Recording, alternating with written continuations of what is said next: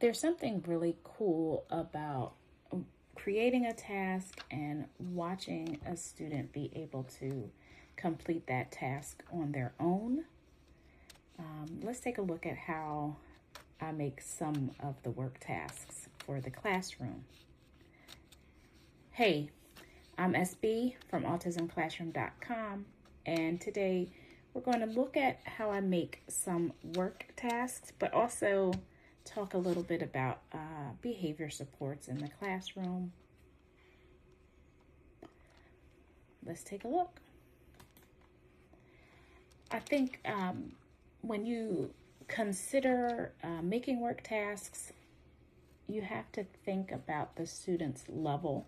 Where are they starting? What types of things can they already do on their own?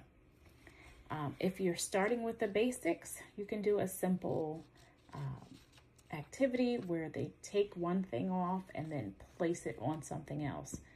And that could help with students who need something to get started, because the actual goal is to get the students to be productive and to get the students to be engaged in the activity.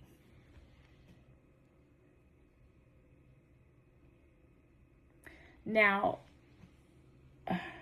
when we think of behavior supports for our students, we have to really plan ahead in order to get positive behavior out of our students. One of the best ways to really prevent challenging behavior is by planning ahead. So if you think about these antecedent-based interventions, and we know that antecedents are things that happen before a behavior, but if we think about antecedent-based intervention, these are going to be some proactive strategies that can help change the environment before the behavior happens. If you try this approach, it's especially helpful for students with autism because these approaches focus on preventing the problem before it starts. If you think about some things that could be a trigger or could lead to a challenging behavior, and you try your best to eliminate that trigger or change what's going to happen so that you remove that, then sometimes you can stop that behavior. If you think about some examples, that might include using motivating or preferred items to help the students feel more calm and more successful in whatever activity you're doing. And examples could be, offering choices so that they make a choice in something instead of you just telling them what to do.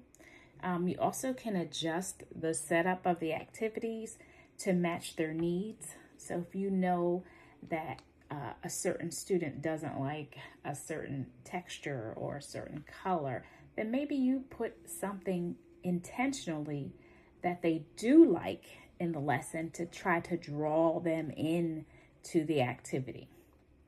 So by observing closely and making small changes ahead of time, the goal is you can create a classroom that supports positive behavior and really helps students feel more in control. Now back to this task. Sometimes when you laminate, it works out perfectly, and then other times it doesn't. And in this case, it really didn't work out for me. But hopefully some of these behavior strategies will work out for you. Have a great day.